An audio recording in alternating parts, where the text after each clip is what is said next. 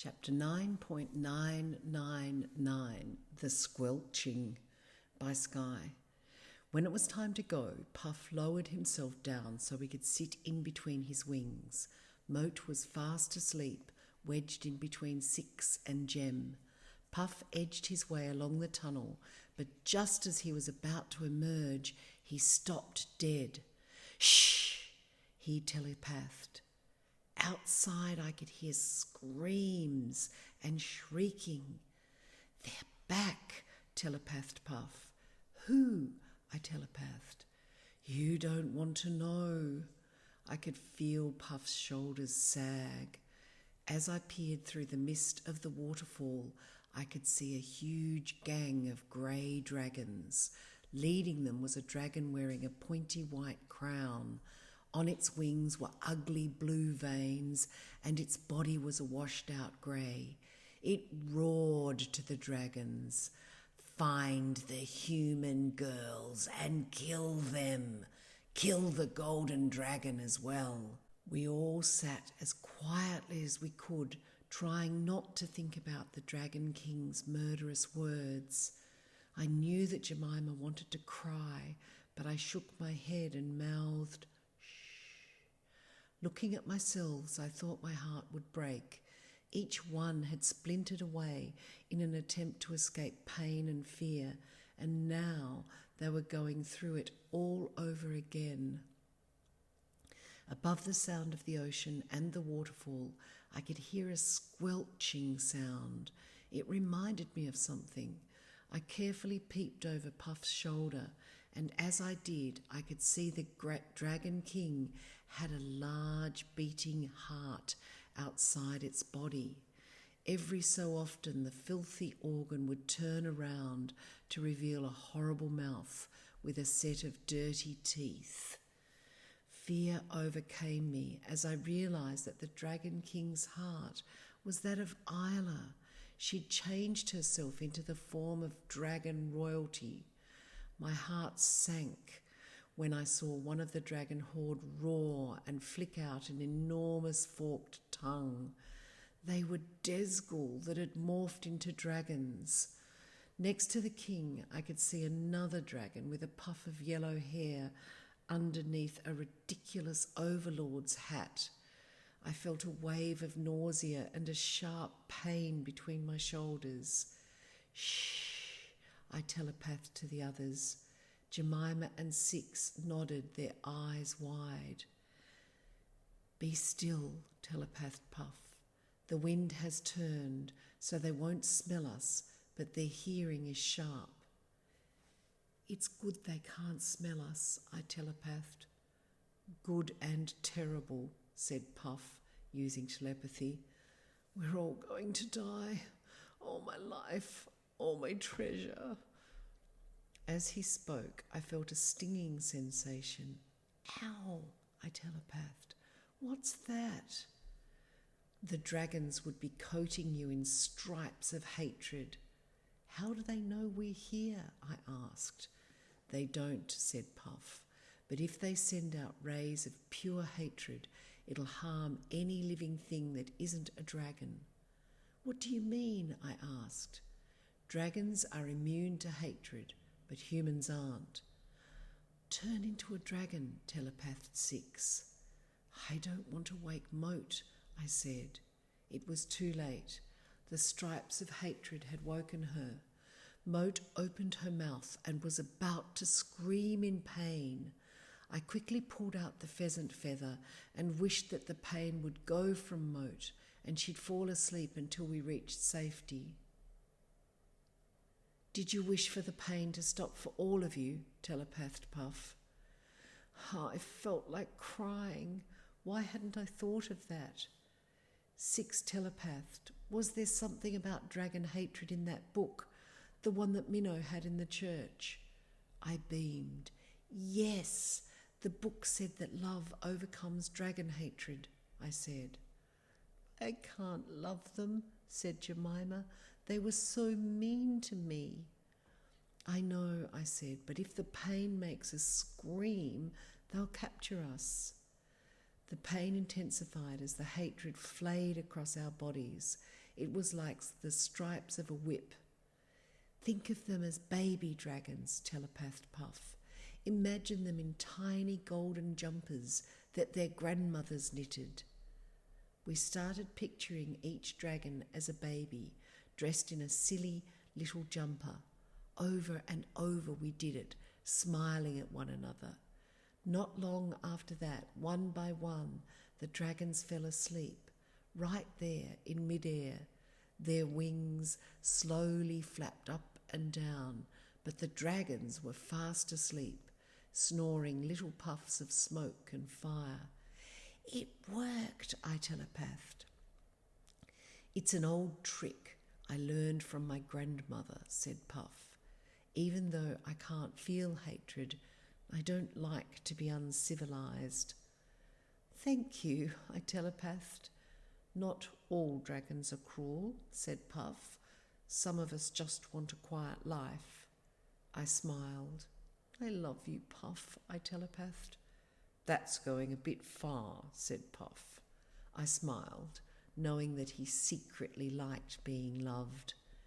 Peering over Puff's shoulder, I could see an enormous net forming in midair, right underneath the snoring dragons. The net was being carried by millions and millions of tiny time fairies.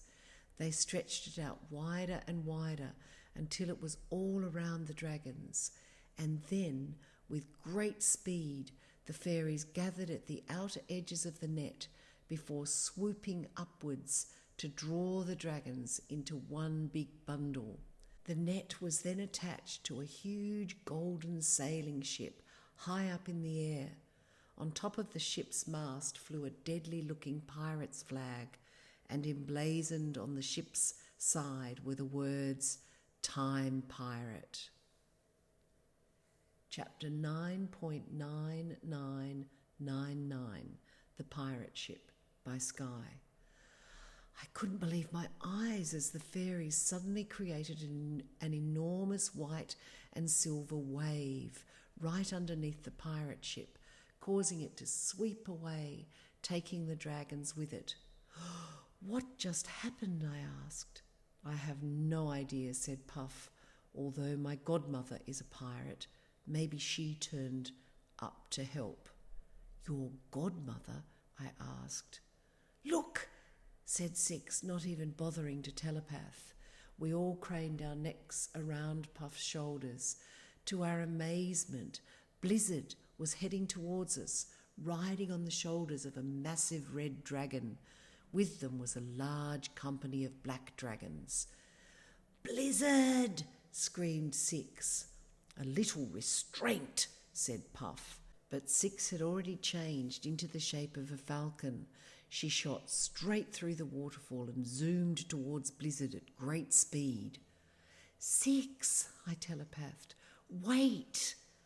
I expected the black dragons to swoop upon her at any moment, but instead, wild little Six pecked Blizzard on the cheek before turning back into a little girl and sitting on his shoulders high above the red dragon's head. Do you know these dragons? I asked.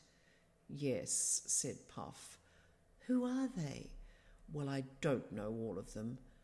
The red one, who's he? She, said Puff. I raised my eyebrows. Okay, who's she? My mother, said Puff, sounding glum, and she's brought her army with her. Your mother has an army? She's the true queen of the dragons. The other one was a fake. Are you a prince? Asked Jemima. I suppose so, said Puff. Excellent, I said. Not really, and whatever you do, don't tell my mother about the treasure. Why not? Asked Jemima. A dragon is a dragon. She'd take the lot. I couldn't help laughing. What a beast! You won't say a word? Not one.